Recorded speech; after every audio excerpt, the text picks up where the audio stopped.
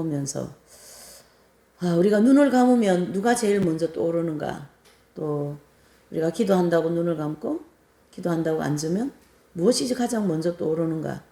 근데 저는 예수님을 많이 이렇게 사랑하고 또 그분에 대한 생각을 많이 그분 앞에 가까이 가고 싶은 마음이 많은데 기도하려고 앉으면 내지는 눈을 딱 감으면 먼저 예수님의 십자가가 딱 안 생각나는 거예요. 다른 게 자꾸 떠오르는 거예요.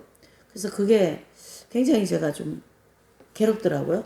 그렇게 하고 싶지 않은데 그래서 이 머리 내리에다가 예수님 십자가를 14처처럼 이제 이렇게 다 박아야 인식을 해버려야 되겠다. 복사를 아예 해야 되겠다.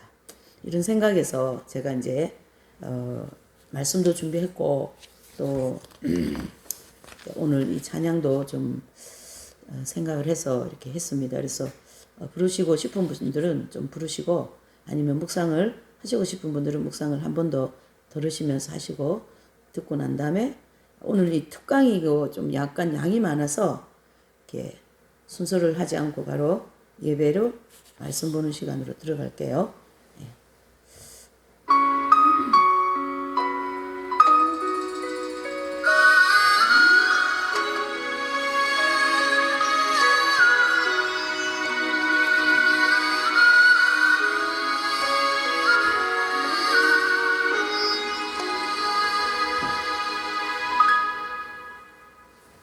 주님이 홀로 가신 그 길 나도 따라가오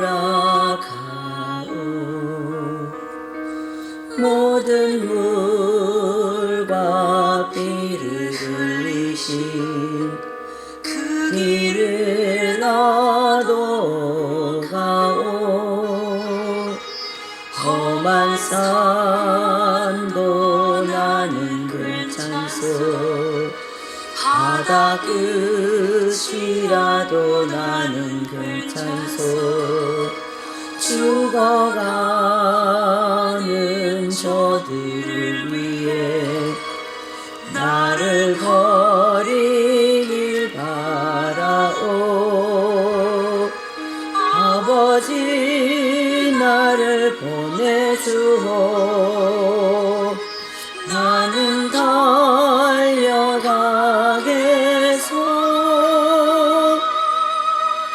목숨도 아끼지 않겠소 나를 보내주오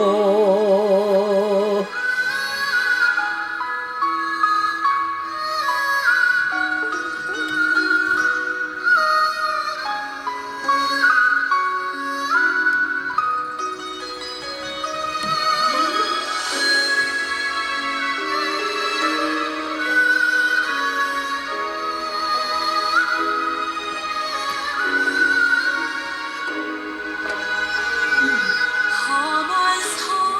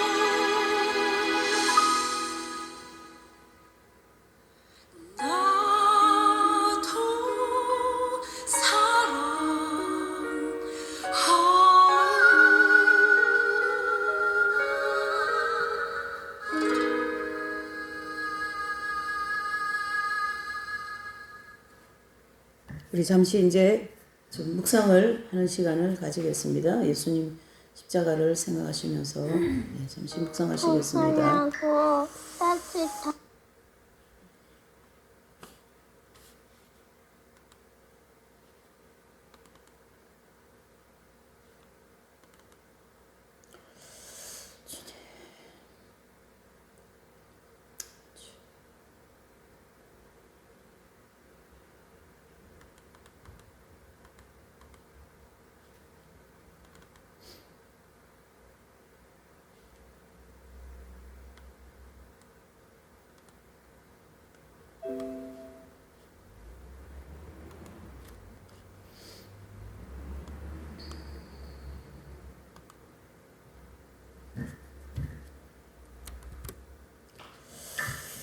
기도하시겠습니다. 하나님 아버지, 참으로 감사와 영광과 존귀를 하나님 앞에 올려드립니다. 오늘도 거룩한 주일을 맞이하여 저희가 주님 앞에 나와 예배하며 하나님의 이 깊고도 넓은 말씀을 또 들으며 또 이렇게 특별히 사순 시기를 우리가 지나고 있는 가운데 맞이한 주일입니다. 아버지 하나님이여, 이 시간을 통하여 우리의 깊은 마음속에 주의 은총으로 충만히 채워 주시옵소서. 그리하여 예수님의 십자가를 더 깊이 생각하고 체험할 수 있는 은혜를 주시고 이번 사순 모든 시기들이 되어질 수 있도록 은혜를 베풀어 주시옵소서. 오늘 주님 거룩한 주일 저희들에게 또한 귀한 말씀으로 은혜를 베풀어 주실 줄 믿습니다. 아버지여, 말씀을 통하여 내가 어떻게 해야 될까, 또 앞으로 어떻게 가야 할까, 또 이 마지막 때에 하나님께서 우리에게 부르심을 더 중요하게 또 귀하게 그 하나님의 놀라운 깊은 사랑을 느끼며 깨달을 수 있도록 은총을 베풀어 주시옵소서. 이 교회를 지켜주시고 오늘 모든 예배에 주의 성령께서 주관하시고 인도하여 주시길 간절히 바라고 권하며 귀하고 복되신 예수님의 이름으로 기도 올려옵나이다. 아멘. 사도신경으로 신앙 고백합니다. 전능하사 천지를 만드신 하나님 아버지를 제가 믿사오며 그 외아들 우리 주 예수 그리스도를 믿사오니 이분은 성령으로 잉태하사 동정녀 마리아에게 나시고 본디오 빌라도에게 고난을 받으사 십자가에 못 박혀 죽으시고 장사한 지 사흘 만에 죽은 자 가운데서 다시 살아나시며 하늘에 오르사 전능하신 하나님이 편에 앉아 계시다가 저리로서 산자와 죽은 자를 심판하러 오시리라. 성령을 믿사오며 거룩한 공예와 성도가 서로 교통하는 것과 죄를 사하여 주시는 것과 몸이 다시 사는 것과 영원히 사는 것을 믿사옵나이다. 아멘. 네, 이제 오늘 우리가 또 함께 보실 말씀은 본문의 말씀은 누가복음 6장 27절과 29절 또 빌립보서 2장 8절의 말씀이 되겠습니다. 누가복음 6장부터 보실게요. 27절에서 29절의 말씀이 되겠습니다. 6장 27절에서 9절까지인데 짧으니까 우리 다 같이 합독하는 시간 가질게요. 시작. 그러나 너희 듣는 자에게 내가 이르노니 너희 원수를 사랑하며 너희를 미워하는 자를 선대하며 너희를 저주하는 자를 위하여 축복하며 너희를 모욕하는 자를 위하여 기도하라.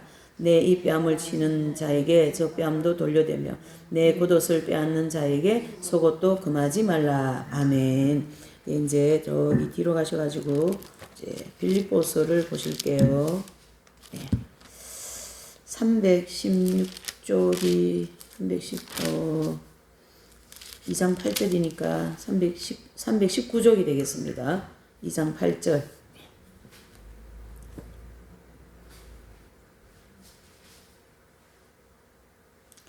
예. 7절 8절 보십니다. 시작. 오히려 자기를 비워 종의 형체를 가져 사람들과 같이 되었고 사람의 모양으로 나타나셨음에 자기를 낮추시고 죽기까지 복종하셨으니 곧 십자가에 죽으심이라. 아멘. 예. 오늘 이제 우리가 좀 살펴볼 말씀의 내용은 두 구절을 했는데요. 또 말씀이 나가면서 조금 성경을 좀 찾아볼 수 있을 것 같고요. 주제를 착한 이들의 반역이라는 그런 주제가 나왔습니다. 착한 이들에 대한 반영. 그래서 사순절 특별 설교 이렇게 이제 좀 준비를 했습니다. 근데 이건 어디서 나왔냐면 여기 이제 보시면 그 제가 성바오로 서점을 지난주에 갔을 때 이 책이 절판이 됐었어요. 이 사막에서 온 편지 책이 절판되었는데 이제 이렇게 구성이 되어가지고 나왔어요. 눈에 확 띄는 거예요. 그래서 이제 책을 제가 굉장히 중요하게 여기고 좋아하거든요. 그래서 이 책을 제가 샀어요.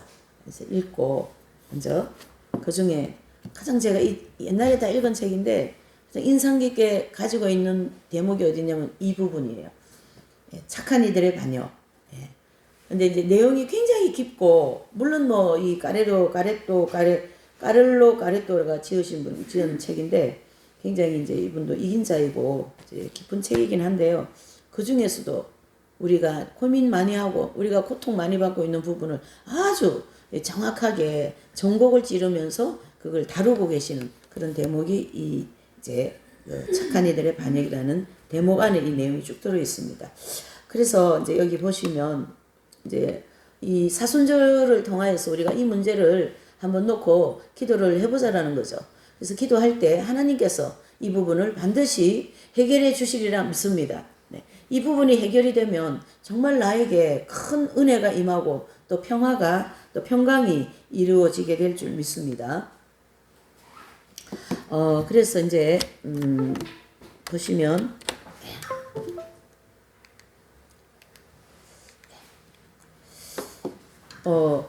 제가 이제 이 책은 여러분들이 가지고 다니시면서 버스에서 읽고 전철에서 읽고 오만대 다 읽어도 되는 책이에요. 너무나도 가볍고 작고 또 글씨가 크고 해서 읽기가 너무 좋습니다. 그래서 꼭 책을 구입하셔서 제가 이제 광고를 미리 하는데요. 다음 주부터 이제 삼형제 사경회가 있는데 제가 입문 첫 시간이라서 그거를 하러 올라가야 돼요. 그래서 이제 강의를 하고 이제 화요일 날 내려오거든요. 그래서 제가 수요일부터 이걸 계속 독서 수련을 해서 할 겁니다. 그러면 이제 오실 분들은 오시고 또 못 오시는 분들은 못 오시지만 이제 수요일부터 계속 이제 금요일까지 할 겁니다. 다음 주에도 또 계속 합니다. 다음 주에는 제가 안 올라갑니다. 그래서 계속해서 이번 그 사순절 때 이 사막에서 온 편지 이 책으로다가 수련, 즉 독서 수련을 좀 해야 되겠다 해서 생각을 하고 있습니다. 너무 좋은 내용이 많습니다.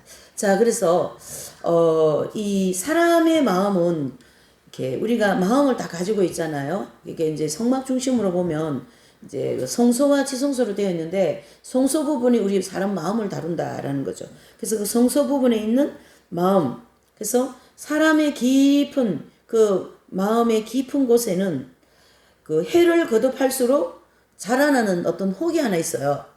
자라는 혹이 있다. 그것은 그 혹은 바로 뭐 암의 혹도 있을 거고 뭐 물혹도 있고 뭐 악성도 있고 종양도 있고 많잖아요. 여기서 얘기하는 이 혹의 그 이름은 뭐냐면 피해망상이라는 혹입니다. 피해망상. 그래서 이 피해망상은 이웃과 관계에서 정의를 부르짖는 우리가 서로 그 부부간에도 관계고 자식과 그 부모와에게도 관계고 또 형제들끼리도 관계고 또 사회에 나와서 사회에 있는 모든 사람들과의도 관계가 다 관계적으로 입장이 되어 있거든요. 그러한 관계를 우리가 이제 거듭하면서 이 관계를 거듭하면서 내 속에는 이 혹이 계속 자라고 있다라는 거죠. 그 혹이 뭐라고요? 피해망상이라는 혹이죠. 그래서 해를 거듭할수록 자라는 이 혹이 있는데 그것은 바로 피해망상이라는 혹입니다. 아무도 그곳을 피해갈 수 없습니다. 아무도. 그래서 모든 인류의 모든 인생들은 다 이곳을 피해간다라는 얘기죠. 그걸 지나간다라는 뜻이죠. 거치고 가야 된다 이런 뜻입니다. 피할 수는 없습니다. 그래서 모든 영혼들은 이 그 피해망상이라고 하는 이 아주 무서운 혹을 늦게나마 발견하게 됩니다. 이 암이라는 병은 침묵의 병이다. 또 뭐 간에 관계되는 병을 침묵의 병이다. 이렇게들 얘기하더라고요. 그런데 이 피해망상이라고 하는 우리의 그 영혼에 깊이, 우리 마음에 깊이 뿌리를 내리고 있는 이 혹은 바로 침묵의 병과 같다, 이래 볼 수가 있죠. 그래서 이 피해망상은 이웃과의 관계에 정의만을 부르짖는, 그 엄마가 이렇게 했는데 나는 누나로서, 언니로서, 동생으로서, 아버지로서, 나는 이 사무실에서, 나는 이 교회에서, 나는 이 수도에서, 어디에서 나는 이렇게 했는데 라는 그 어떤 부르짖음이 있는데 그게 사실은 굉장히 정의롭다라는 거죠. 정의로운 거는 죄가 아닙니다. 그래서 제가 우리 수도에서도 뭐 일이 있고 이런 얘기가 오고 가고 그럴 때 제가 이제 한마디 할 때는 이런 얘기를 했죠. 죄를 짓는 일이 아니라면 우리가 서로 이해하고 넘어가야 된다. 죄를 짓고 또 그 죄 때문에 주변 사람들에게 고통을 주고 또 어떤 본질적인 수도에 대한, 교회에 대한, 나의 살아가는 데 대한 본질적인 걸 흔들어놓은, 그것은 우리가 맞서서 싸우고 그것이 아니라고 얘기해야 되지만은 소소하게 우리 생활 속에서 일어나는 그런 모든 것은 죄를 짓는 게 아니라 실수를 하고 그 사람의 결점을 통하여 그 저질러진 일들이기 때문에 다 그걸 우리가 정의롭게 다 정리하면서 넘어갈 수 없다라는 얘기죠. 무슨 얘기인가 이해가 가시죠? 여기 이제 피해망상이라는 병이 그걸로 인하여서 나온 병입니다. 그래서 이러한 것을 많이 부르짖는 사람은 구약적인 사람이다, 이렇게 표현하고 있어요. 구약적인 사람이다. 바로 율법주의적인 사람이다, 이런 뜻이죠. 그것은 무슨 의미를 가지고 있냐 하면 내가 이렇게 살았기 때문에 또 엄마가 볼 때, 아버지가 볼 때, 동생이 볼 때, 누나가 볼 때, 또 수도의 식구가 볼 때, 뭐 한 교회 이런, 사무실에 누가 이런이 볼 때, 이런데 왜 당신은 이러냐, 이런 어떤 정의로운 것을 계속 얘기하는 건데요. 그 오늘 이제 이 내용을 우리가 좀 깊은 내용이에요. 그래서 제가 이걸 오늘 좀 잘 설명을 주님, 우리 서로가 다 공유가 잘 될 수 있도록 설명을 잘 할 수 있도록 도와달라고까지 기도를 했어요. 내용이 굉장히 깊고 잘 들어야만이 그게 무슨 얘기고 이게 나한테 어떻게 적용이 될 것이다 라는 걸 시기 때문이죠. 그래서 구약적인 그런 입장에 머물러 있는 사람의 전형적인 모습이다. 일반적으로 가정에서 힘든 일이 많잖아요. 그래서 가정에서 힘든 일이 특정한 사람들에게 치우치게 되기 쉽다라는 거죠. 가정에서 일어나는 모든 일들이 특정한 사람들에게 치우치기 쉽다라는 그 특정한 사람은 바로 누굴까요? 바로 어머니가, 그 가정에 계시는 어머니가 그 모든 짐을 다 지는 경우가 많다라는 거죠. 어머니가.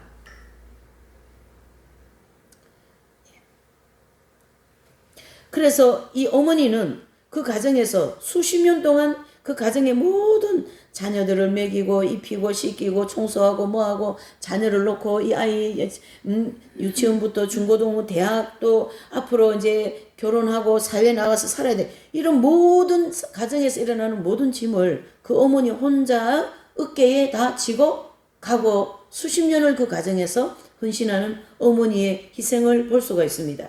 그래서 그 가정에는 그 어머니의 그런 희생을 통하여서 가정은 평안한 거예요. 어머니가 그 희생을 하지 않으면은 이 가정은 파탄이 되어버리는 거예요. 그래서 이 어머니는 그 가정에서 일어나는 모든 짐을 혼자 지고 가다가 보니까 이 어머니의 어깨는 굽어버렸어요. 이렇게 굽어버렸어요. 그쵸? 근데 그 굽어진 그 어깨 아래는 하나의 마음이 있다라는 얘기죠. 어머니의 어깨가 이렇게 굽어져 있어요. 우리 외할머니는 보면 허리가 이렇게 굽어졌어요. 제가 우리 수대 자매님 어머니는 허리가 36도로 이렇게 굽어졌답니다. 농사 짓고 막 이렇게 굽어가지고 하니까 안 펴지는 거죠. 그대로 굳어버린 거죠. 그 굽어진, 실제로 어머니들이, 그런 어머니들이 많아요. 시골의 어머니들이. 굽어진 그 어깨에 뭐가 하나 있다고요? 너무 중요합니다. 마음이 있다라는 거죠. 굽어진 그 마음, 그 어깨 아래는 하나의 마음이 있다. 저는 이 대목에서 너무 마음이 막 이렇게 좀 이렇게 감동이 되는 그런 것을 많이 느꼈습니다. 근데 그 굽어진 어깨 아래에 있는 하나의 그 마음에는, 그 마음 속에는 이 피해망상이라고 하는 혹이 자라고 있는 거죠. 긴 세월 동안 침묵하면서 이 어머니는 이 가정에서 사는 동안 그 혹이 천천히 이렇게 커져갔습니다. 그러다가 어느 날 이 혹으로 말미암아 고통을 견디느라고 너무나도 안간 힘을 쓰다가 지치거나 마음 깊은 곳을 어떻게 해요? 찌르는 자극을 받게 되면 그 혹이 터지게 되고 거기서 흘러나오는 도끼가 전신을 퍼지게 만들어 버립니다. 옛날에 맹장 수술을 하면 우리 아버님도 맹장이 들었는데 몰라가지고 맹장이 터져가고 복막염이 됐어요. 이 맹장이 터져버리면 뭐 복막염이 되고 온몸에 번지잖아요. 옛날에는 이래 되면 다 죽어요. 근데 지금 의술이 좋으니까 복막염 그걸 호수 꿰어가 물을 다 빼내잖아요. 독한 물들을 도끼가 있는 것. 그와 같이 이 어머니의 굽어져 있는 마음속에서 자라고 있는 이 피해망상이라는 혹이 긴 수십 년이라는 세월 동안 이게 뭐 해도 끝이 없는 이 자녀들을 키우는 그 어머니의 마음이 그게 이제 너무 지쳐 있으니까 그게 안에서 막 터져버렸어요. 근데 그 터져 있는 그 혹이 그 어머니의 온몸을 다 독으로 다 퍼져버렸죠. 어머니는 어떤 생각을 하냐면 이제 됐어. 그만하면 됐다. 내가 여태까지 너희들을 종처럼 고생을 했는데 너희는 전혀 눈치조차도 채지 못했고 너희들이 즐겁게 지내는 동안 나는 내 삶을 희생을 하였다. 라는 그러한 마음으로 가득 채워지게 되는 거죠. 이와 같은 현상은 수도원이나 또는 신심단체 내지는 이런 교회, 사회 또 뭐 어디든지 일어날 수 있는 일들입니다. 제가 90년대에 필요해서 공부할 게 있어가지고 학원을 좀 다녔는데요. 안양에 있는 학원을 갔어요. 근데 그 안양에 있는 학원을 갔는데 그 안양에 이제 그 강사들이 있잖아요. 근데 여자 강사님인데 생긴 거는 있잖아요. 여러분들은 굉장히 세련되게 생겼어요. 잘생기셨어요. 근데 그 강사님은 생긴 모습도 생머리 이렇게 가 뒤에 착 묶고 그냥 수수한 옷을 입으시고 생긴 것도 똑 시골 아주머니 같이 생겼어요. 근데 굉장히 강의를 잘 하시는 거예요. 예? 그러니까 겉모양하고 본인이 이제 가지고 있는 실력하고 다르다라는 거죠. 근데 그분을 제가 이렇게 감아보니까 그 학원에서 모든 뒤치다거리를 다 하더라고요. 커피 챙기고 청소하고 그 강사님들 다른 분들 이거 챙겨주고 저거 챙겨주고 다 챙겨주는 어머니 역할을 하는 거예요. 거기서. 그래서 제가 인상 깊게 봤죠. 저는 그런 게 굉장히 눈에 잘 들어오는 사람이거든요. 그렇게 어떤 사회에서 꼭 그 한 사람이 어머니 역할을 하는 사람, 그렇게 그 전체를 위하여서 자기도 모르게 희생하는 그러한 가정을, 그러한 사람을, 그러한 내용을 볼 수가 있습니다.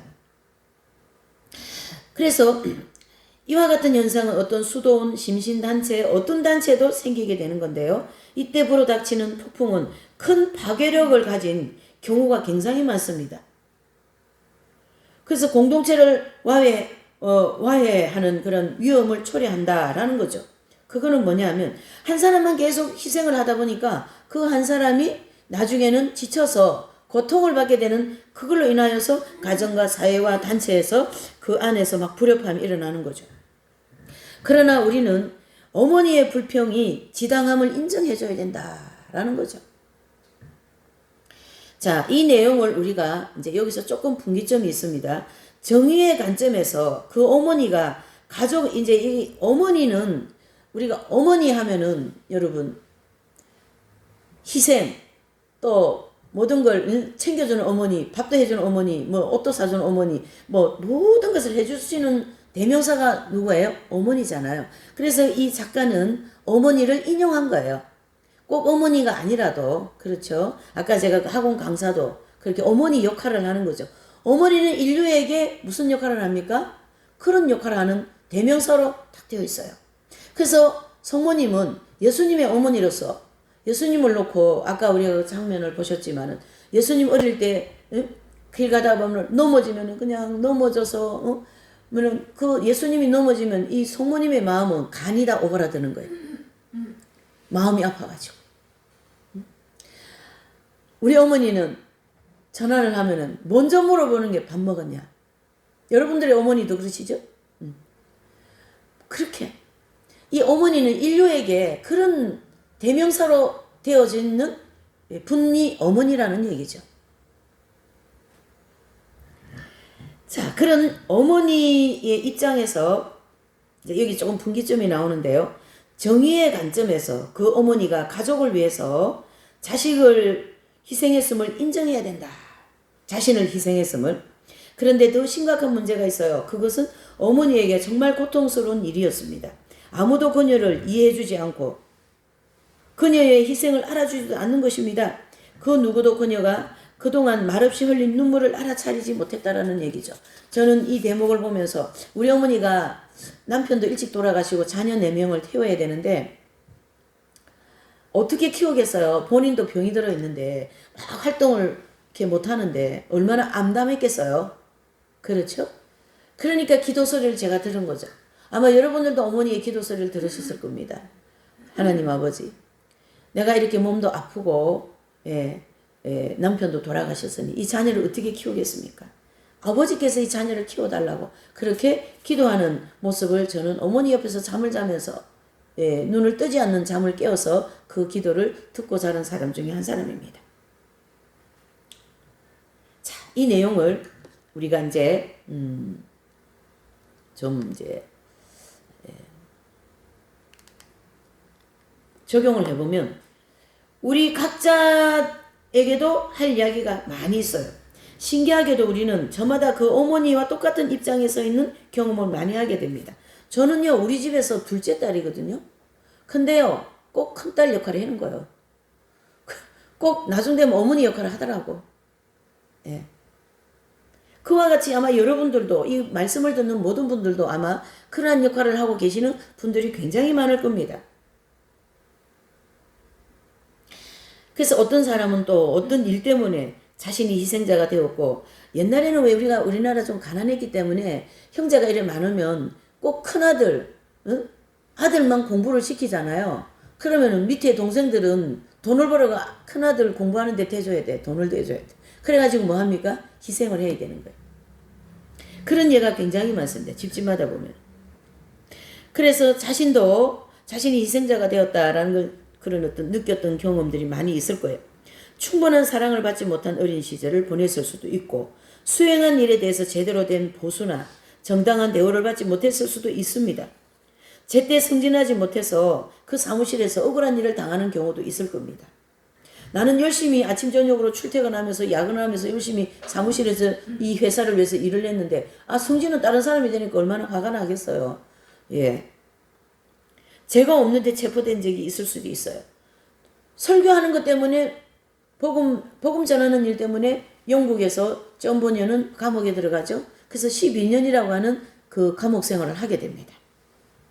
옆 사람이 한 재치기 때문에 결핵이 걸렸다고 할 수도 있고 결핵병자가요 재채기를 했는데 나한테 결핵이 올라버렸어요. 네. 이러한 경우도 있다. 또 목회자나 또 주교에게 인정받지 못할 수도 있습니다. 강제로 책임자 자리에 물러난 적이 있을 수도 있고 수도원의 원장으로 지명되는 대신 주방 소임을 맡게 될 수도 있습니다. 우리가 살면서 이 양육 강식, 양육이라고 하는 이런 어떤 현장에 우리가 딱 던져져 있을 때 그 누군가로부터 무례한 대우, 괴롭힘, 또 하다못해 던져진 냉소 그런 것을 한 번도 경험하지 않은 사람은 없을 거예요. 그것을 남편에게도 받을 수가 있어요. 남편에게 무시당하죠. 그렇죠? 또 남편은 부인에게 제가 부인이 남편 무시하는 모습을 본 적이 있어요. 남편 너무 착한데요. 부인이 남편을 막 무시하더라고. 그래 남편 착하니까 잘 넘어가시더만요. 그러한 것은 굉장히 고통스럽고 참기가 어렵습니다. 자, 날마다 우리는 이러한 환경 속에서 나의 노고에 힘입어 살고 있으며 나에게 무관심하고 심지어 나를 자주 멸시하는 형제를 어떻게 질문을 던집니다. 진정으로 사랑할 수 있을까라는 질문을 던지면서 물음표를 찍어주죠. 나의 장점은 굉장히 많아요. 여러분들 장점이 굉장히 많아요. 우리 모두에게 장점이 다 있습니다. 나의 장점이나 고유한 정체성을 전혀 고려하지 않는 동료들과 사는 수도원에서 어떻게 평온할 수 있겠는가? 제가 이 대목을 경험을 했어요. 제가 경험한 게 아니라 제가 이제 어떤 자매가 이걸 경험을 하는데 자신이 가지고 있는 고유의 장점과 자신이 가지고 있는 그 어떤 고유의 정체성을 전혀 인정을 받지 못하는 거죠. 그 안에서 너무 나쁜 일들이 많이 일어난 거예요. 하나님께서 이거를 쭉 읽어 나가는데 이게 다 경험이 된 내용들을 여기서 다 기록을 한 거를 기록을 하고 있으니까 제가 너무 막 마음이 와닿는 거예요. 여러분들도 아마 이런 경험을 하셨으리라 제가 믿습니다. 여러분들이 가지고 있는, 우리 모두가 가지고 있는 장점이 있다라는 거죠. 우리 어머니가요, 몸이 아프고 다리가 아프니까 새벽 기도를 못 가는 거죠. 다리를 자꾸 헛디디니까 기운이 없어갖고요. 발이 힘이 없거든요. 그러니까 이제 늘 새벽에 일어나면 그 일어난 자리가 새벽 기도 자리고 기도 자리인 거예요. 근데 그 구역에 있는 집사님은 아주 건강해요. 막 쫓아다니고 다리가 건강한 거예요. 그래서 뭐 새벽 기도도 가고 금요 철학 기도도 가고 막 그러는 분인데 우리 집에 오셔가지고 우리 어머니한테 늘 그런 말로 핀찬을 하시더라고. 아이고 집사님은 새벽 기도를 안 가니까 복을 못 받지 그러시더라고. 맞는 건가? 그때는 제가 어리니까. 근데 지금 생각하니까 완전 틀린 말인 거예요. 네. 자기중심적인 거죠. 그 사람은, 그 집사님은 우리 어머니라고 한 사람의 그러한 아주 좋은 장점과 또 그 사람이 가지고 있는 정체성과 가지고 있는 지금 많이 불편함을 파악을 하지 못한 거예요. 이거 굉장히 깊은 걸 다루는 거 여러분 이해가 가십니까? 상대편에 대한 장점과 이 사람이 어떤 정체성을 가지고 인생을 살아가는가 그런 것을 좀 파악할 줄 알아야 된다 이런 뜻이 되는 거죠.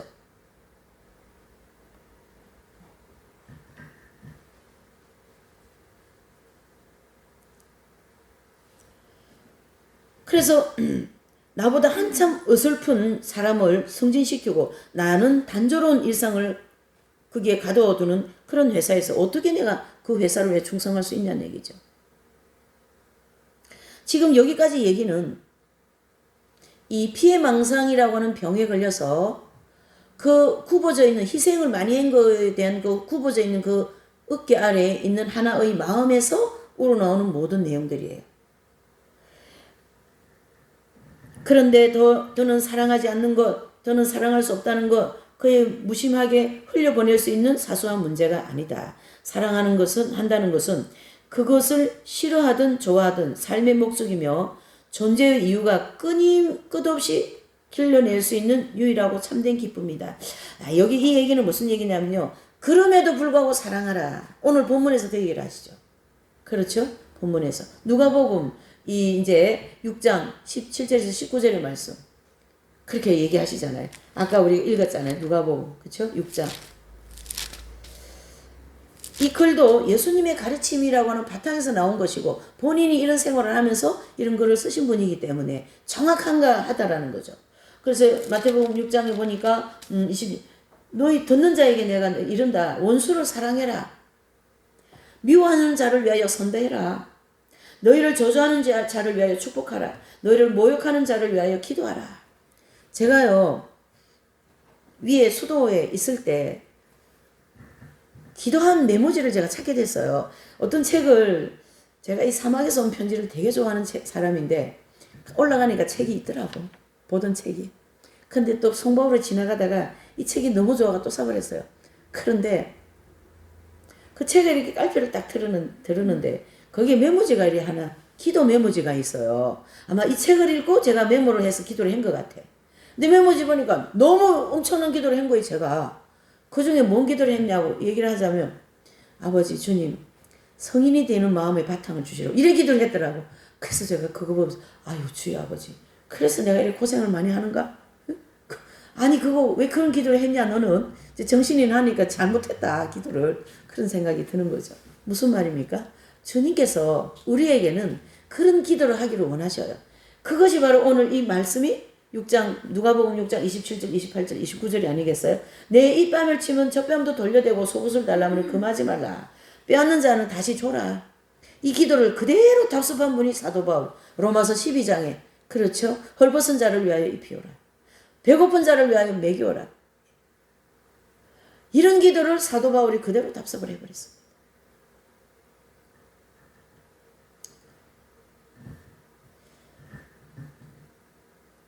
그래서 내 마음에 있는 이 하나의 평화도 좀 누리고 싶은데 그 마음에 있는 평화도 위협을 받습니다. 잠 못 이루는 밤이 너무나 많고 나는 점점 피폐해집니다. 도깨가 나의 모든 매 부분을 어떻게 해요? 곳곳에 펴지면서 나를 마비시키고 있는 거죠. 기도를 해보려고 했지만 기도 자체가 씁쓸하고 의미 없는 것 같이 느껴집니다. 하늘이 더는 내게 응답하지 않는 것 같이 느껴집니다. 간절하게 부르짖어도 돌아오는 것은 철저한 어떻게 해요? 침묵의 메아리 뿐입니다. 저 위에 하늘에서 무슨 변화가 있었던 게 아닐까. 예법을 이루고 있던 규정들이 더욱 위로우신 하나님을 감동시키지 못하는 위대하신 하나님을 감동시키지 못한다. 이 대목은 무슨 말이냐면 지금 제가 이런 과정을 지금 통과하고 있어요. 기도를 아무리 해도 주님의 은혜가 느껴지지가 않는 거죠. 씁쓸하게 느껴지고 하나님은 왜 이렇게 오랫동안 침묵을 하시는가? 아버지는 왜 이렇게 침묵이 오래 가요? 그러면 한쪽 귀에서는 뭐가 한쪽 마음에서는 뭐가 들려오는 인내하라 이러시는 거예요. 기다려라. 인내하라. 언제까지 인내해요? 막 이렇게 하는 거죠. 또 투덜 한쪽이 투덜 한쪽은 뭐죠? 인내하라. 모든 것을 내가 다 알고 있다. 너의 모든 걸 내가 보고 있다. 아, 또 그러시는 거죠. 그러니 또 투덜이가 들어가는 거죠. 제가 그랬어요. 저 주님의 나라에 무슨 일이 생겼을까? 왜 이렇게 오랫동안 하나님은 침묵을 하실까?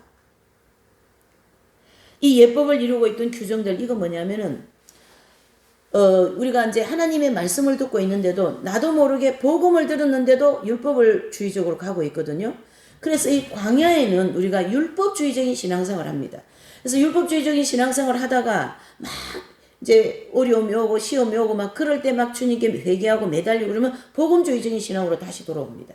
그래서 내가 잘못한 거, 내 부족하였던 거 이런 걸 회개시키면서 그걸 다 용서해 주시고 새로운 어떻게 해요? 할 수 있다라는 마음을 가지고 또 가게 하시거든요. 그래서 율법신앙과 복음신앙 이게 왔다 갔다 하면서 복음주의적인 신앙으로 이제 쭉 이제 성장하면서 올라가는 거죠. 그러면서 성장이 계속되고 자아가 많이 끼워지면서 내가 견디기 어렵고 인내하기가 어려웠던 그런 모든 것들이 계속 어떻게 해요? 인내가 되는 거죠.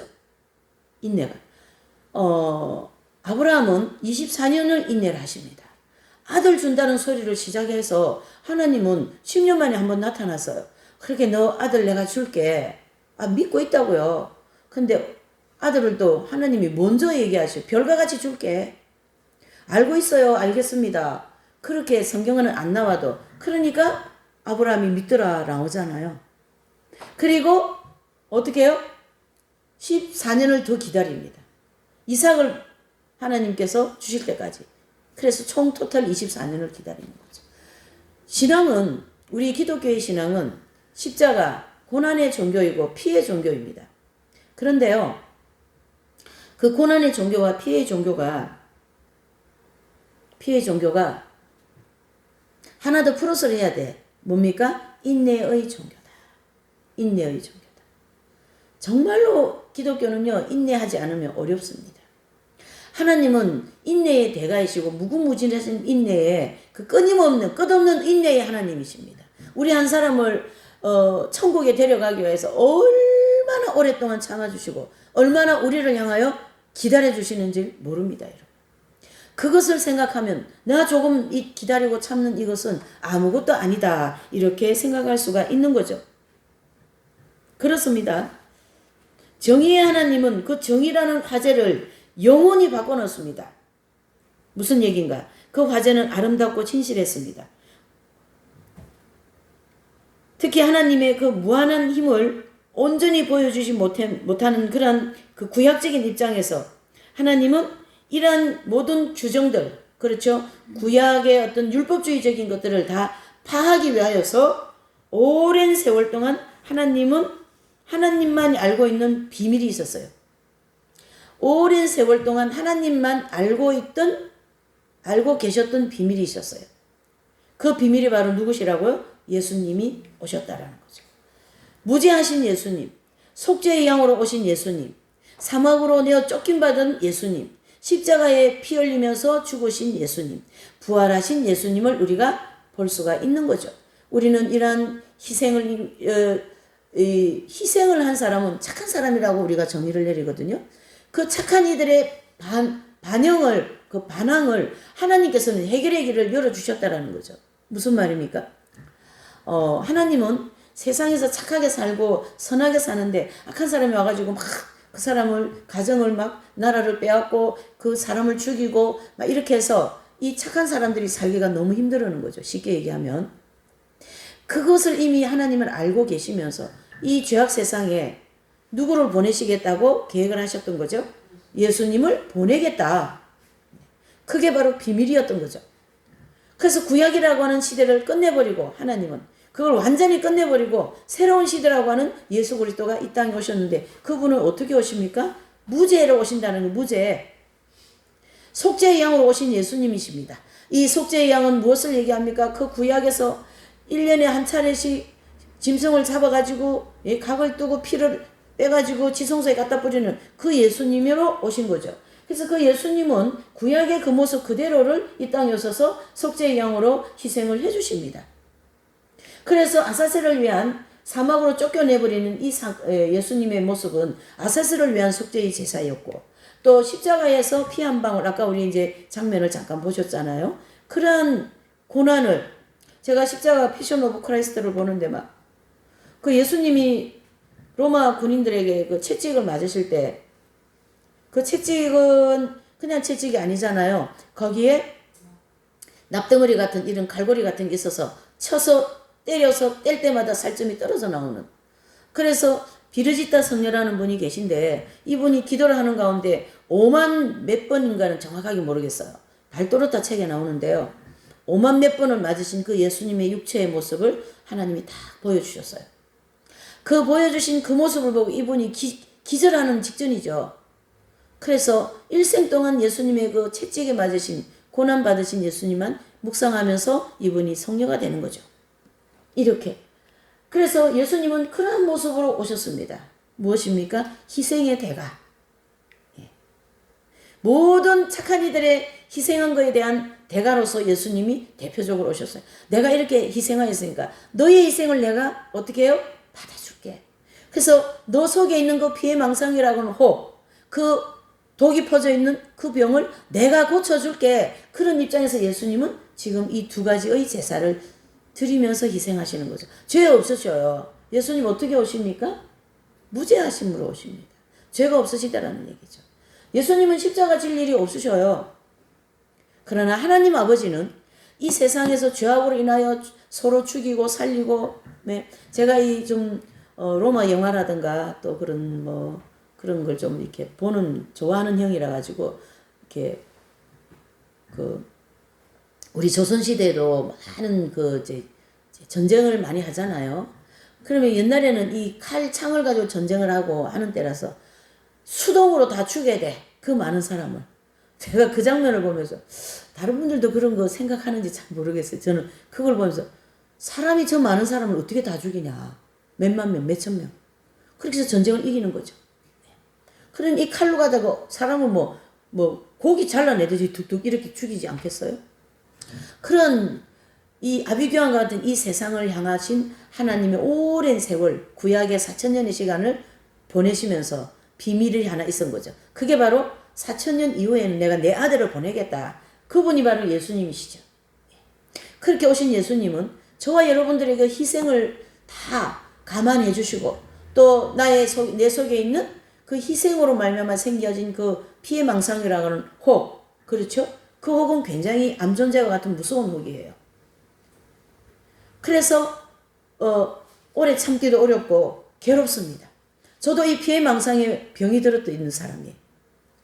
누구나 다 이 피해 망상에 병이 드는 사람들 다 병들어 있어요.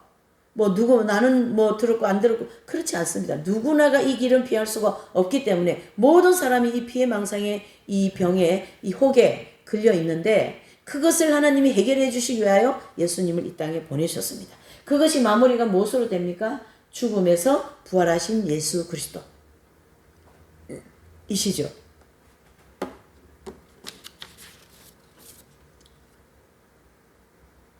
예수님은 십자가에서 골고다 십자가를 메고 가시면서 십자가에 달리셔서 절규를 하시죠. 엘리 엘리 라마 사막단 어찌하여 하나님 나를 버리셨나이까.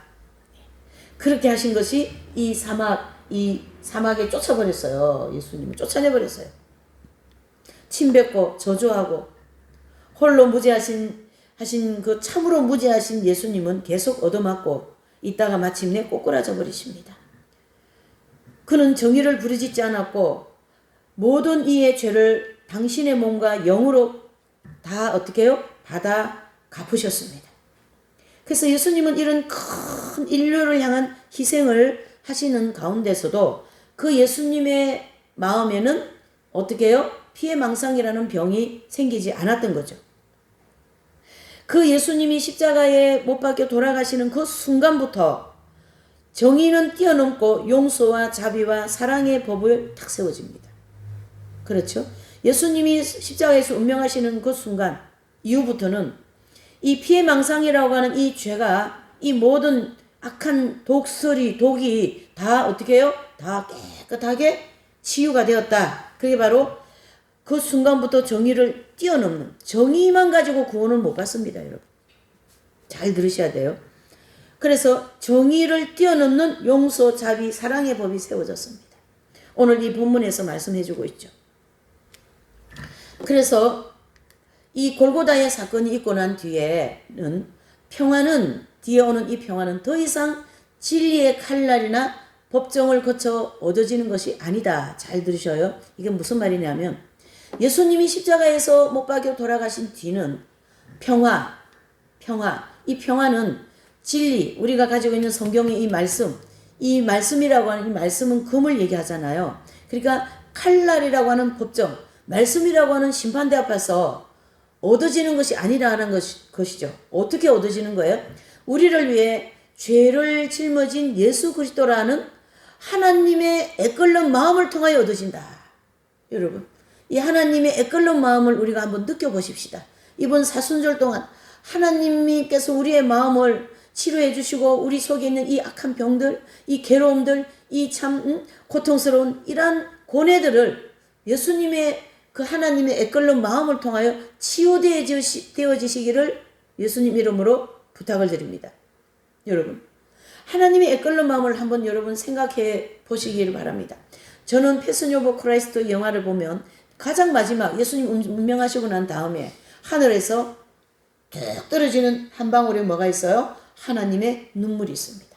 그 눈물이 땅바닥에 예수님의 못 박힌 발을 통과해서 땅바닥에 팍 터지면서 눈물이 이렇게 물보라 이루듯이 터지면서 중앙에 지성소에 있는 중앙에 휘장이 쫙 찢어지는 거죠. 이것은 하나님의 그 인생들을 사랑하는 그 애끓는 마음이 우리에게 전달되어져야 된다라는 얘기죠.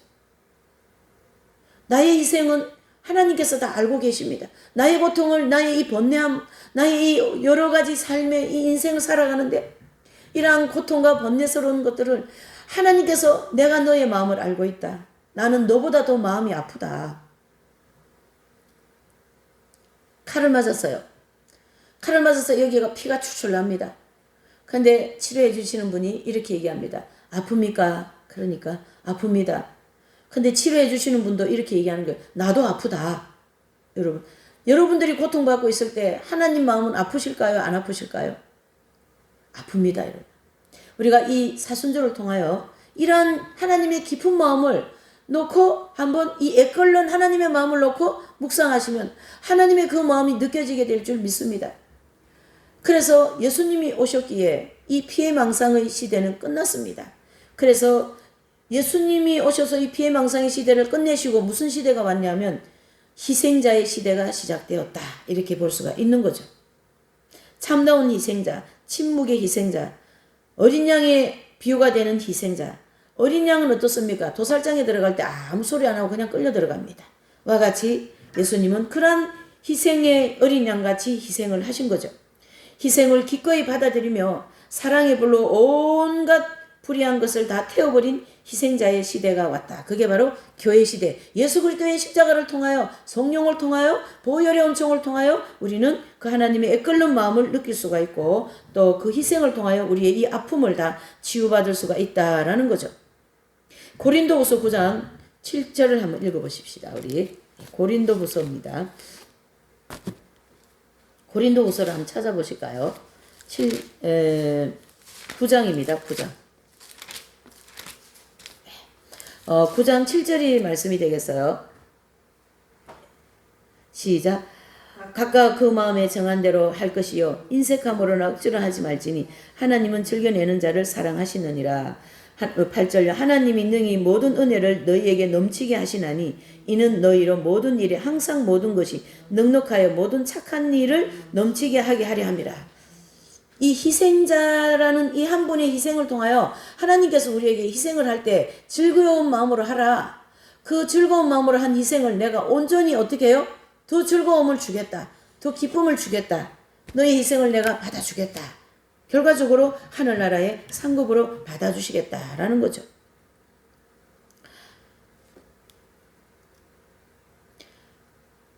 이 하나님의 이 애끓는 마음, 이 하나님의 위대한 정신을 사도 바울은 이렇게 고린도 교회 성도들에게 편지로 표현해주고 있습니다. 하나님의 아들 그리스도를 통해 기쁘게 내어주신 분이며 하나님은 한 번 주신 것을 도로 가져가지 않습니다. 여러분들에게 베푸신 은혜를 하나님은 절대 다시 찾아가지 않습니다. 그래서 순수함을 되찾게 해주시고 또 초죽음이 되어진 죄인에게 생기를 부어 넣어주시고 또 무엇입니까? 하나님의 아들 예수 그리스도를 통해서 막달라 마리아라고 하는 이 장녀를 성녀로 만드시고 기사 옷을 입고 한량으로 막 열심히 놀러 다니고 한 그런 프란치스코를 성인을 만든 위대한 하나님이 우리는 희생을 통하여 볼 수가 있습니다. 봄은 지금 우리가 3월을 지나고 있는데 봄이잖아요. 저기 작은 하나의 화분에도 그 나무에서 싹시 이렇게 다 놓은 걸 보면 너무 탐스럽고 너무 생명력이 느껴지지 않습니까? 네. 그런데 와 같이 이 봄은 땅에 뿌려진 그름으로 말미암아 생기가 넘치고 아름다워집니다. 봄은 봄인데 그 땅에서 막 그런 싹이 올라오고 막 그 뚫고 올라오는 거예요. 싹이요. 막 밭에 가면. 예. 그런데 요 화분에도 나무에서 막 이런 싹이 올라오는 거는 겨울 내내 제가 물을 줬거든요. 물을 마를 만하면 물을 주고 겨울 내내 물을 안 줬으면 이 나무가 말라가 죽었을 거예요. 근데 물이라고 하는 그름이 있기 때문에 그 생명력이 막 느끼게 하는 그 새싹이 막 그 나무에서 올라오더라 아닙니까 여러분? 네. 이렇게 이 봄은 땅에 뿌려진 이 그름으로 말미암아 생기가 넘치고 아름다워진다.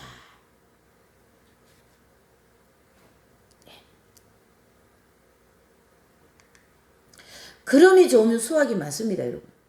그름이 좋으면. 그래서 그름을 많이 준 그 호박은요, 그름을 많이 줘야 호박이 잘 된답니다. 그래서 호박 밑에 이렇게 웅덩이를 파가지고 심으면 밑에다가 그름을 엄청나게 넣고 그리고 호박씨를 탁 심는 거죠. 그럼 이 호박이 잘 막 잎사귀를 여러 개 내어가지고 호박이 이만큼씩 막 크는 게 누런 호박이 막 나오는 거죠. 그러니까 이런 도시에는 호박이 안 돼요. 그름을 못 주기 때문에. 제가 옥상에서 해봤거든요. 그럼 잎사귀는 나오는데요. 이 호박이 요만큼은 콩알만하게 되는데 안 커요. 뭐가 없었어요? 그름이 없어가지고 안 되는 거죠. 그름을 줘도 한계가 있는 거지. 그 조그만 화분에. 그래서 얘들은 밭에서 뭐 그름을 엄청나게 많이 먹고 그름이 풍성하게 있는 데서 자라서 뭐 이만한 누런 호박이 이런 걸 만들어내는 것처럼 이 그름이 좋으면 수확이 크다. 그 그름이 인류의 그름이 누구실까요? 예수 그리스도이시죠. 그거 모르는 사람 어디 있어? 압니다. 근데 하나님의 애끓는 마음이 아직 안 느껴진 거예요. 그 하나님의 애끓는 마음이. 인류의 대표적인 수학은 교회 시대 이긴 자들, 프란치스코 성자라든가 열두 제자라든가 사도 바울이라든가 이런 위대한 하나님의 그 하늘의 미랄이 희생되어서 거기서 열매가 맺어진 14만 4천 명. 두 번째로는 예수님의 이름을 부인하지 않고 끝까지 믿음을 지킨 순교자들. 세 번째 익은 열매는 뭘까요? 엄청난 그 환란을 통과해서 노숙자보다 더 비참하게 살면서 믿음을 지키는 대환란을 통과한 자들이 천년왕국에 들어가는 그런 위대한 하나님의 그 하늘의 씨앗이 썩어져서 미랄이 되어서 그름이 되어서 그걸 통하여 나온 열매가 천년왕국이죠. 이해되십니까 여러분? 깊게 가세요. 기독교의 진리는 깊은 진리입니다. 멀리 가세요. 단적으로 보지 마세요. 단거리를 보지 마세요 여러분. 하나님의 이 사역은, 하나님의 사업은, 하나님의 위대하심은 장거리 코스예요. 멀리까지 가셔야 됩니다. 예수님의 인류를 위한 밑거름이 되셨어요. 그래서 요한복음 16장 33절 시작. 너희가 환난을 당하나 담대하라. 내가 뭐 했다요? 세상을 이겼다. 예수님은 세상을 이기신 분이에요. 오늘의 우리들에게 이 번민에 시달리는 우리 안에도 이 기쁨이 살아나야 되게 될 줄 믿습니다. 여러분들의 마음속에 이번 이 사순절을 통하여 이 책을 꼭 구입하셔가지고 읽으시고, 내 마음에 수련을 하라고요. 하나님이 너무너무 기쁘십니다. 깊다라는 거에 기쁨이 아니라 깊다. 애끓는 마음을 느껴보시는 이번 사순절이 되시기를 바랍니다. 애끓름이라는 이 단어는 아무데나 쓰는 거 아니잖아요. 그렇죠? 어머니가 아이를 해산할 때 애끓는 마음이겠죠. 어머니가 자식이 다쳤을 때 애끓는 마음이겠죠. 그렇죠? 아마 여러분들은 저는 이 말을 할 자격이 없어요. 근데 왜 하냐? 증거해야 될 입장에서 하고 아마 여러분들은 이 말을 할 자격이 있는 분들입니다. 왜? 자녀를 그렇게 애끓는 마음으로 키웠거든요. 하나님의 마음이 그렇게 애끓다라는 얘기죠. 이 번민에 시달리는 우리 안에도 그 기쁨이 나타나기를, 번민을 통하여 나타난 이 기쁨은 예수님이 주시는 기쁨이다. 이렇게 보셔야 되겠죠.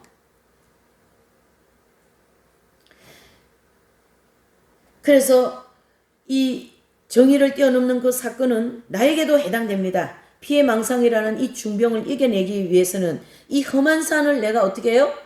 넘어야 됩니다. 여러분, 아까 우리 찬양할 때, 사명이라는 찬양할 때 험한 산도 나는 괜찮소 그렇게 하시지 않았습니까? 험한 산이 선교 나가서 선교지 있는 사람을 복음 전하는 것도 험한 산이지만 내가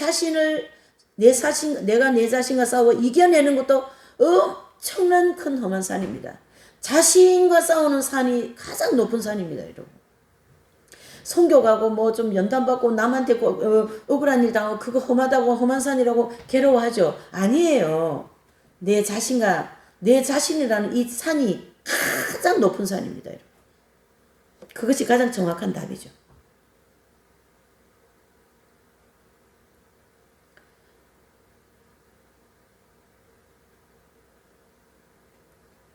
특히 나의 이 근시안적 병든 시선, 여기서 이 대목을 좀 잘 보세요.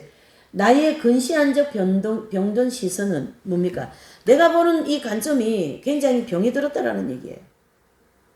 하나님 관점으로 모든 사물, 모든 것을 우리는 볼 줄 아는 훈련이 필요합니다. 그게 바로 하나님 중심적인 삶인 거죠. 교회 시대에 이긴 자들은 이 세상을 하나님 관점으로 봤어요. 그러니까 존버님 같은 분은 이 세상이 지금 곧 불타 없어질 망할 세상이다. 그걸 깨달아서 생명하고 생명의 길을 가게 되는 것이거든요. 그게 바로 뭘까요? 근시안적인 어떤 병든 시각이 아니라 하나님 중심적인 아주 건전한 시각으로 이 세상을 보고 내 인생을 보았다. 이래 보셔야 되는 거죠. 나의 이 불행의 원인으로 여겼던 사람들을 만나기 위하여 나는 어떻게 해야 됩니까? 내려가야 됩니다. 내려간다라는 것은 무슨 뜻일까요? 겸손해야 된다는 얘기죠. 겸손이 아니면 우리는 하나님 나라 갈 수가 없습니다. 이 대목을 많이 묵상하시길 바랍니다. 근시안적 나의 병든 시선. 자기중심적인 시선이라는 얘기죠. 그러니까 그 상대편의 정체성이라든가 제가 이 대목을 너무 많이 경험을 해가지고요. 저는 너무 이 부분에 하나님께서 굉장히 많이 훈련을 시켰어요. 보는 시각. 그러니까 교회에서도 마찬가지였어요. 제가 교회를 처음 세우고 난 다음에 원래 이 교회는 처음 세우고 나면 성도들을 많이 보내시거든요. 그랬더니 교회가 꽉 찼었어요. 여기 다 앉아가지고 이 조그마한 교회. 그러면 이제 하루 종일 성경 공부하고 뭐하고 그냥 엄청 바쁘게 그래 이제 목회 소위 사목을 했지만은 근데 거기서 가장 좀 이렇게 대표적인 분이 그렇게 주변에다가 어려움을 주고 저에게 어려움을 주더라고요. 근데 그분을 제가 이렇게 가만히 이렇게 보니까 이렇게 어머니도 일찍 돌아가시고 마음에 상처가 많으세요. 그래서 좀 나무 집에 가셔서 일도 해주면서 살으면서 굉장히 가난하게 살면서 상처를 많이 받았고 또 남편도 또 좀 정신적으로 어려움이 많은 그러한 세월을 살다 보니까 교회 생활을 아주 열심히 하는데 초점이 누구냐면은 지도자인 거야. 그러니까 그 초점이 자기 시각으로 볼 때 초점이 지도자니까 그 사람을 통하여서 어떻게 해요? 모든 것을 다 가지고자 하는 마음이 있는 거죠. 그게 바로 희생자의 병든 혹이거든요. 그 구보자님 굉장히 희생적인 게 굉장히 많은 분이에요. 좋은 장점이 너무 많으신데 그 문제 때문에 늘 이분은 고통을 받는 거예요. 네, 잘 들으셔야 됩니다. 그게 바로 근시안적 병든 시선이라는 거죠. 그 원인이 내가 불행한 원인이 저 남편 때문에, 불행한 원인이 너 때문에 다 너 때문에만 되는 거죠. 아니에요. 불행한 원인은 나 때문에 있어요. 나 때문에. 그렇게 우리가 진리 중심으로 봐야 되겠죠. 골고다 언덕을 오르는 예수님께서 자신에게 발길질했던 사람에게는 내가 누군지 아느냐 이렇게 하지 않았다는 얘기죠. 골고다 언덕을 가는데 아유 예수님 얼마나 많이 예수님을 침벗고 죽여라 하고 또 골고다 이렇게 가실 때도 보면요 막 그냥 거기에 이제 영화를 보면 군인들이 이렇게 군중들을 막지 않으면 군중들이 막 예수님께 와가 막 돌 던지고 때릴 판인 거예요. 그러니까 군중들이 막 군인들이 군중들을 막 막고 예수님 계속 가게끔 결국 안 되니까 구레네 시몬을 해서 십자가를 지고 가게 하시는 그러한 이제 장면이 쭉 나오죠. 골고다에서. 그러니까 그럴 때 돌 던진 사람이 너 내가 누군지 아느냐 안 하셨다는 얘기죠. 지금 여기서 하고 싶은 얘기는 하고 소리 지르지 않는 장면을 우리가 볼 수 있다. 예수님은 자신을 모욕했던 이들을 뒤돌아보지 않으셨다는 얘기죠. 뒤돌아보지 않으셨어요.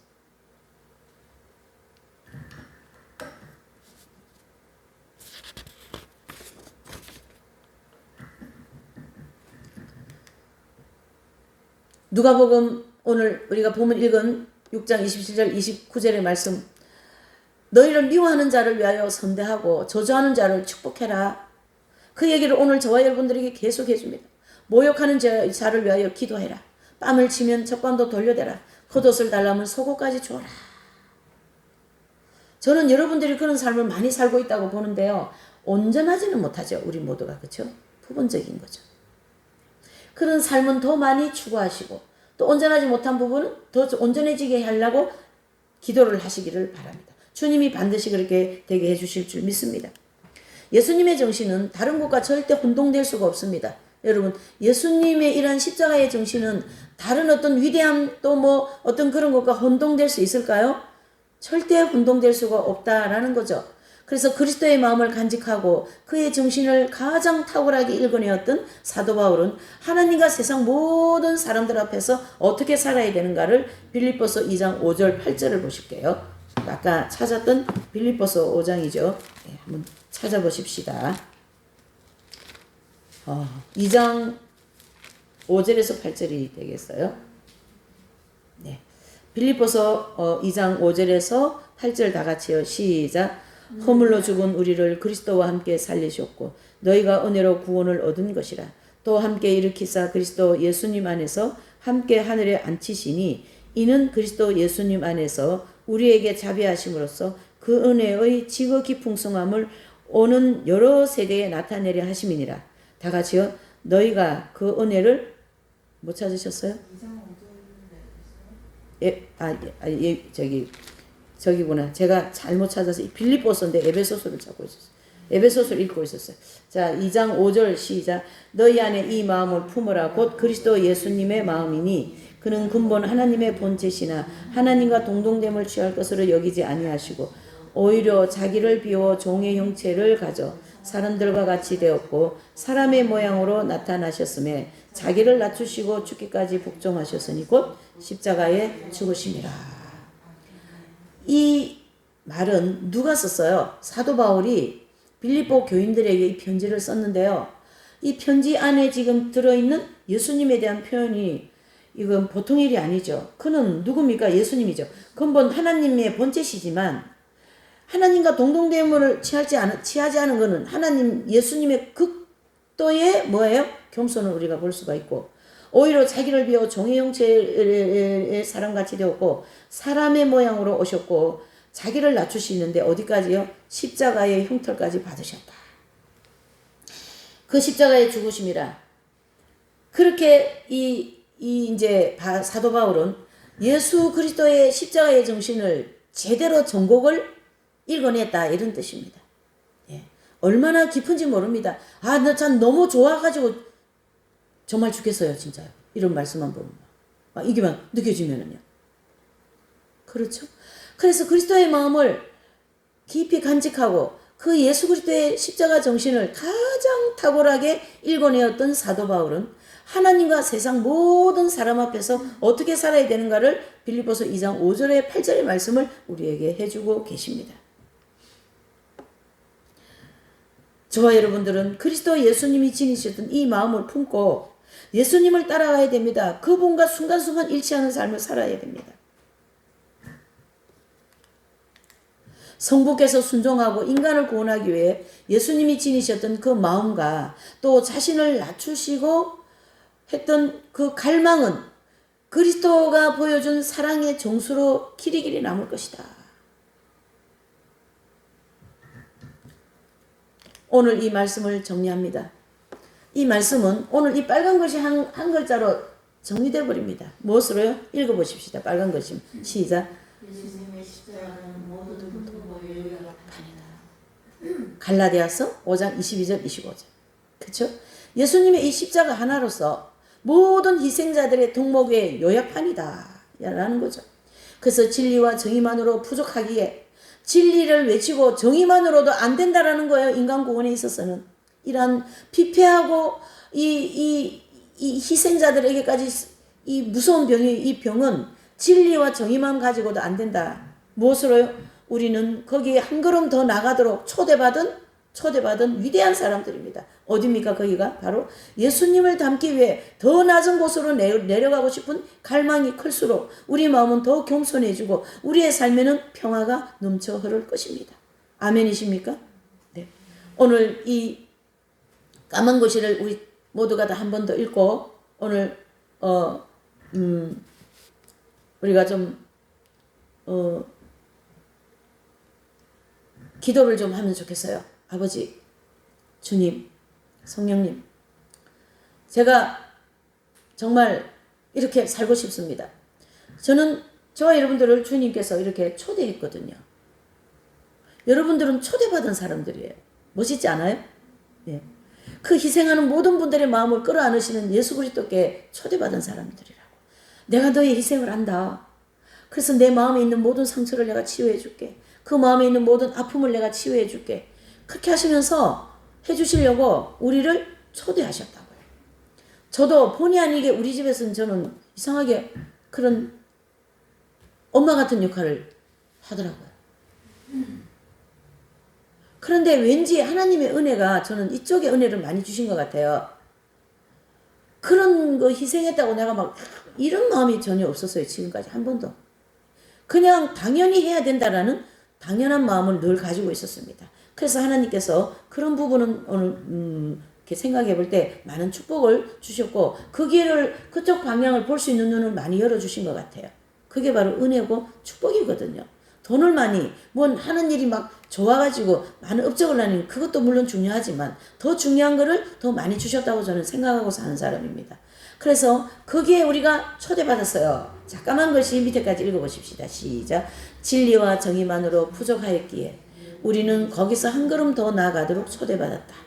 예수님을 닮기 위해 더 나은 곳으로 가고 싶은 갈망이 클수록 우리 마음은 더 겸손해지고 우리의 삶에는 평화가 넘쳐 흐를 것이다. 아멘. 우리 이제 기도를 한번 하시고 먼저 제가 헌금기도 하고 다음 주 수요일부터 아무도 없어도 합니다. 독서수련 이거. 그래서 이번 사순절동을 이걸 다 떼고 싶어요. 너무 조용해.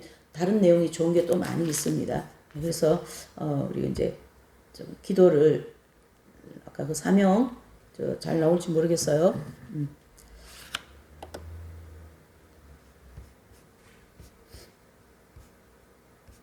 기도를 좀 할게요.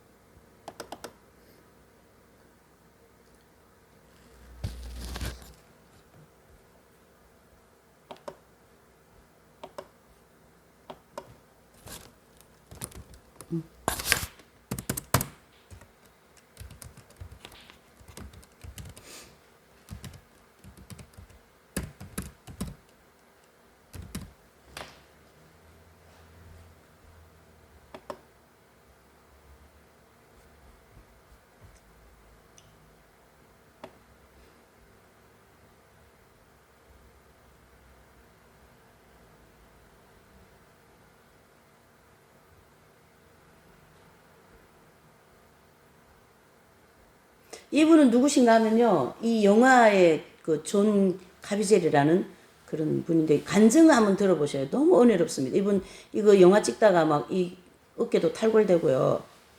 그 굉장히 고통을 많이 받으신 그런 간증하는데 또 그 심장이 터져가지고 그렇게 많이 아프고 그랬대요. 그래서 병원에도 가고 수술도 하고 뭐 그랬는데 이제 이 비아돌로로사는 십자가의 예수님의 그 찬양이거든요. 이 찬양 우리가 좀 들으면서 깊이 예수님의 그 하나님의 애끓는 마음을 느끼면서 이제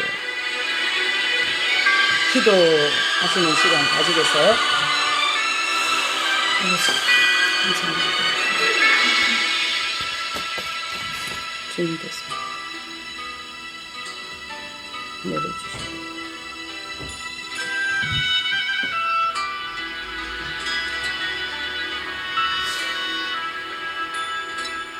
Down the Via Dolorosa in Jerusalem that day, the soldiers tried to clear the narrow street, but the crowd pressed in to see the man condemned to die on Calvary.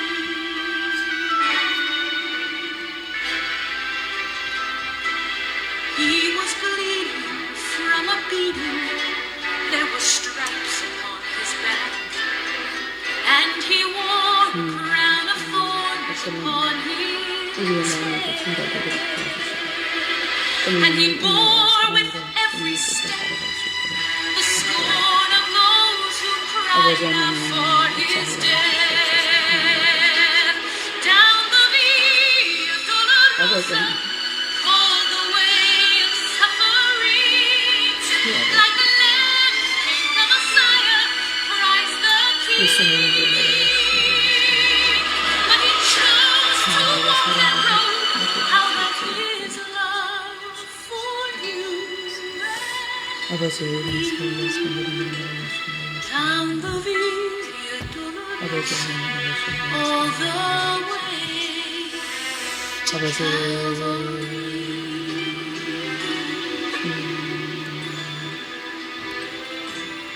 Por la Via Dolorosa, triste día en Jerusalén, los soldados le abrían paso a Jesús. Mas la gente se acercaba para ver a quien iba a cruz.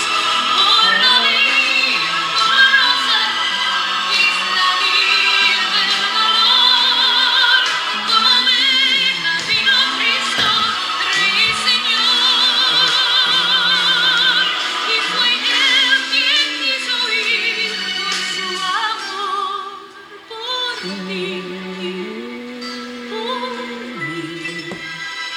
la Via Dolorosa, al Calvario y a morir.